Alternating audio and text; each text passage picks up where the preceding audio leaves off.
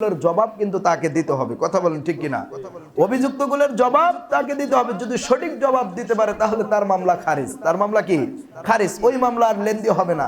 আর যদি উপযুক্ত জবাব যদি দিতে না পারে তাহলে সেটা কিন্তু চলবে দিনের পর দিন, মাসের পর মাস, বছরের পর বছর, যুগের পর যুগ কিন্তু সেই মামলা চলবে। কথা বলেন ঠিক কিনা?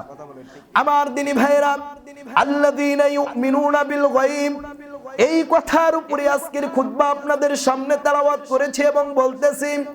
আল্লাহর নবীর বয়োজ্যেষ্ঠ সাহাবী হযরত ওমর ফারুক রাদিয়াল্লাহু তাআলা আনহু যখন চলে গেল, যাওয়ার পরে মুসলমান হযরত সাইদ ইবনে আমিরকে ডাক দেওয়া হলো। এ সাইদ ইবনে আমির, এই মুহূর্তের মধ্যে তোমার কাছে কিছু প্রশ্ন। তোমার রাজ্যের লোকেরা তোমার জন্য অতিষ্ঠ, তোমার বিপক্ষে কমপ্লেইন করেছে। সাইদ ইবনে আমির ডাক দিয়ে বলেন, আমি এমন কি দোষ করলাম যেই দোষের কারণে আমার প্রজারা আমার নামে কমপ্লেইন করতে পারে? কথা বলেন ঠিক কিনা? আজকে কি সরকারের বিপক্ষে কমপ্লেইন আছে না নাই? প্রতিটা দেশের প্রতিটা মানুষ সরকারের বিপক্ষে তার কমপ্লেইন আছে। কথা বলেন ঠিক কিনা? শুধুমাত্র তাই নয়, স্থানীয় যারা নেতৃবৃন্দ আছে, যারা যেমন কর্ম করতেছে তারা কিন্তু তেমনই ফল পাচ্ছে। কথা বলেন ঠিক কিনা? আজকে একজন উপজেলা চেয়ারম্যান বলুন আর মেয়র বলুন, এদের দেখা করতে গেলে সিরিয়াল দিতে হয়। কি করতে হয়? সিরিয়াল দিতে হয়। কেউ যদি একটু আঙ্গুল ফুলে যদি একটু কলার গাছ হয়েছে, কলার গাছের আর দিশা পাওয়া যায় না। আছে না নাই? জোরে বলেন আছে না নাই?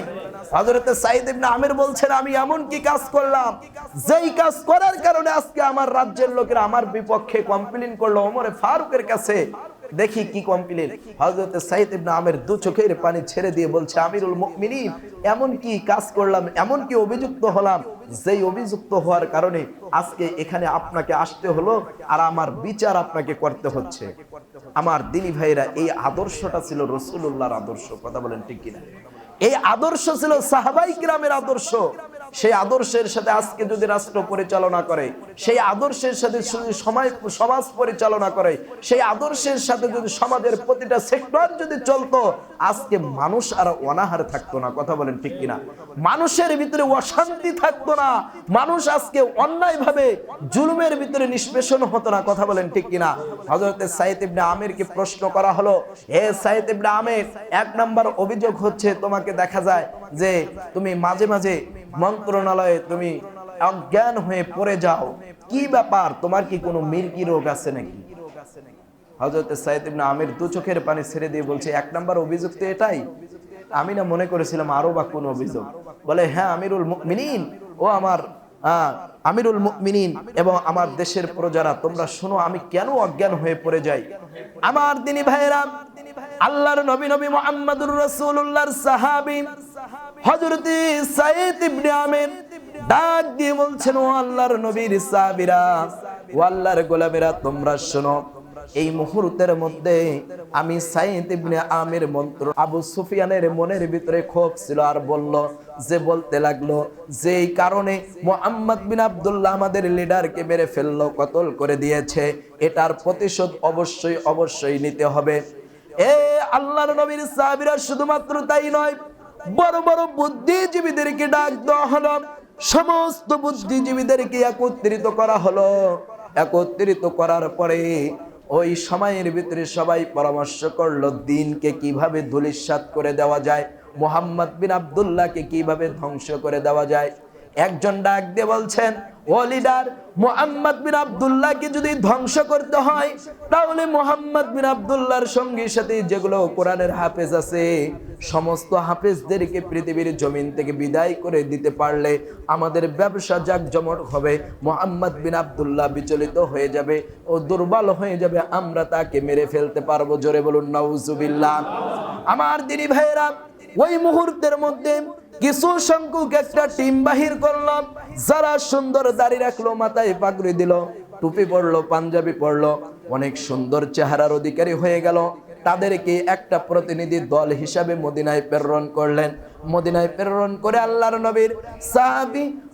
নবীর সাহাবী সেজে মসজিদে নববীর ভিতরে গিয়ে আল্লাহর নবীকে সালাম দিয়ে বলছেন, ইয়া রাসূলুল্লাহ, ইয়া হাবিবাল্লাহ, আমরা অসংখ্য সাহাবী মক্কায় আছি, ওগো নবীজি, কিন্তু আপনি একটা হাদিস বলেছেন, খায়রুকুম মান তাআল্লামাল কুরআনা ওয়া আল্লামা। ও নবীজি, যিনি কুরআনুল কারীম শিক্ষা করেন এবং শিক্ষা দেয়, এই দুইটাই আমার আল্লাহর কাছে অনেক বেশি। জোরে বলুন সুবহানাল্লাহ। আমার আল্লাহর কাছে অনেক দামি। জোরে বলুন সুবহানাল্লাহ। আমার আল্লাহর কাছে অতি উত্তম। জোরে বলুন আল্লাহু আকবার। ও নবীজি, আমরা কোরআন থেকে কেন এই শিক্ষা থেকে বঞ্চিত হব? এজন্য আপনার কাছে আবদার নিয়ে এসেছি, অ্যাপ্লিকেশন নিয়ে এসেছি। অগণবীজি, এই মুহূর্তের মধ্যে একজন শিক্ষক, একজন মুআল্লিম যদি মদিনা থেকে মক্কায় প্রেরণ করতে পারতেন, অনবীজি, আমরা তার কাছে কোরআন শিখতাম, আমরা তাদের মতো উন্নত হতে পারতাম। জোরে বলুন আল্লাহু আকবার। আমার দিনী ভাইয়েরা, এই কথা বলার সাথে সাথে আল্লাহর নবী মুহাম্মদুর রাসূলুল্লাহ সাল্লাল্লাহু আলাইহি ওয়াসাল্লাম হাদিস কালাম এত সুন্দর, যার সিনার ভিতরে কুরআনুল কারীম সংরক্ষণ করেছেন কোরআনের হাফেজ হযরতে খুবাইব বিন আদিদ দাঁড়িয়ে গেলেন। আর খুবাইব বিন আদিদের দু চোখ দিয়ে দর দর করে পানি পড়তেছিল। হযরতে খুবাইব বিন আদিদ ডাক দিয়ে বলছেন, ইয়া রাসূলুল্লাহ, ইয়া হাবিবাল্লাহ, এই শ্রেষ্ঠত্বের অধিকারী আমি ছাড়তে চাই না, আমি হতে চাই। জোরে বলুন সুবহানাল্লাহ। আল্লাহর নবী বললেন, যাও যাও যাও, এদের সাথে মক্কায় চলে যাও, কুরআনুল কারীমের দাস দাও। আমার দিনী ভাইরা, আমিরুল মুমিনিন এবং তার রাজ্যের প্রজাদেরকে শোনাচ্ছে। আমি তখন ওই মুহূর্তের ভিতরে হযরতে খুবাইব বিন আদিদকে যখন মক্কা থেকে মদিনা থেকে মক্কায় যখন নিয়ে আসলো, মক্কার গেট পার হলো, মক্কায় ঢোকার পরে তাদের চেহারা নষ্ট হয়ে গেল, তারা পাঞ্জাবি খুলে ফেললো, দাড়ি কেটে ফেললো। হযরতে খুবাইবকে এমন ভাবে বন্দি করলো, তাকে বন্দি করে যখন রাজপ্রাসাদে নিয়ে আসা হলো, হযরতে খুবাইবকে ডাক দিয়ে বলছেন, ও খুবাইব, তুমি যদি এই মুহূর্তে মুহাম্মদ বিন আব্দুল্লাহকে যদি না ছাড়ো, লা ইলাহা ইল্লাল্লাহ যদি না ছাড়ো, তাহলে তোমাকে আমরা মেরে ফেলবো।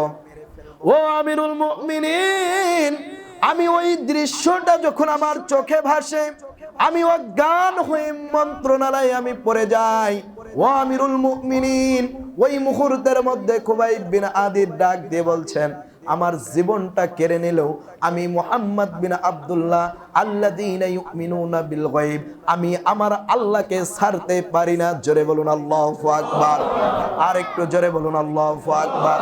ওয়া আমিরুল মুমিনিন, তারপরে এমন একটা কাণ্ড হলো, সমস্ত মক্কার লোকদেরকে অ্যালার্ট করে দেওয়া হলো, হযরতে খুবাইবের হাত পা, তার জিহ্বা, তার কান, তার শরীরের অঙ্গ প্রত্যঙ্গ বিক্রি হবে, এরকম প্রকাশ্য একটা মঞ্চ তৈরি করলো।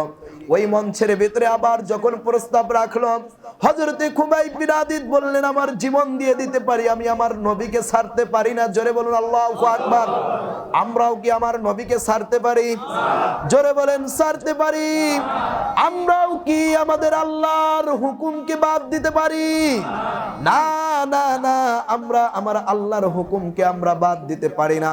আমার দিনী ভাইয়েরা, হযরতে খুবাইব বিন আদিদকে যখন শুলের ভিতরে চড়ানো হলো, হযরতে খুবাইব বিন আদিদ ডাক দিয়ে বলছেন, এ আল্লাহর নবীর সাহাবীরা, এই মুহূর্তের মধ্যে যারা দূর দূরান্ত আছো, তোমরা মনে রাখিও, আমি খুবাইব বিন আদিদ আল্লাহর জন্য, কোরআনের জন্য, আল্লাহর দ্বীনকে জমিনে প্রতিষ্ঠা করার জন্য বাতিলের কাছে মাথা নত করলাম না, বাতিলের কাছে আমি আত্মসমর্পণ করলাম না। তোমরাও কোনোদিন বাতিলের কাছে আত্মসমর্পণ করিও না। জোরে বলুন আল্লাহু আকবার। হযরতে খুবাইব বিন আদিদ এইভাবে ডাক দিয়ে বলছেন, আর বলছেন, এ মুশরিকরা, ঠিক আছে, আমার জীবন তোমরা নিয়ে নিবে, আমার কোনো দ্বিধা দ্বন্দ্ব নেই, কিন্তু সর্বপ্রথম আমি একটু আমার মাওলার সাথে কথা বলতে চাই। জোরে বলুন আল্লাহু আকবার। কথা বলবেন কার সাথে? জোরে বলেন, কার সাথে? বলছে, ঠিক আছে, তুমি এটা পাগল হয়ে গিয়েছে, এ নাকি তার আল্লাহর সাথে কথা বলবে, তার আল্লাহরে তো দেখাই যায় না। এই কথা বলার সাথে সাথে বলছে যে, ঠিক আছে, উযু করে সুন্দর করে 2 রাকাত নামাজে দাঁড়িয়ে গেলেন, আল্লাহর সাথে নামাজ পড়লেন, কথোপকথন করলেন। তাহলে আপনাদেরকে বলতে চাই, আমার রাসূল নবী মুহাম্মদুর রাসূলুল্লাহ সাল্লাল্লাহু আলাইহি ওয়াসাল্লাম বলেন, বান্দার সাথে আল্লাহর সাথে ওই মুহূর্তের ভিতরে ফারেক হয় না, বান্দা এবং আল্লাহ একাকার হয়ে যায়। সেটার মাধ্যম কি বলেন তো? জোরে বলেন তো কি? আরেকটু আওয়াজ দিয়ে বলুন তো কি? এই নামাজের জন্য উহুদের ময়দানে আপনার আমার নবী দন্ত মোবারক শহীদ করেছে। আজকে কিন্তু নামাজের দিকে আমরা উদাসীন, কথা বলেন ঠিক কিনা? আজকে নামাজের দিকে আপনি আমি উদাসীন, নামাজ পড়তে চাই না, কিন্তু সাহাবায়ে কেরাম নামাজের জন্য জীবনও দিয়ে দিয়েছেন, কথা বলেন ঠিক কিনা? যে হাত যখন কাটা হলো সে হাসতেছিল, হাসতে হাসতে সে বলতেছিল আমার আল্লাহর সুঘ্রাণ, আমি জান্নাতের সুঘ্রাণ পাচ্ছি। জোরে বলুন সুবহানাল্লাহ। আরেকটু আওয়াজ দিয়ে বলুন আল্লাহু আকবার। আল্লাহর জমিনে আল্লাহর দ্বীনকে প্রতিষ্ঠা করার জন্য যেই সমস্ত ব্যক্তি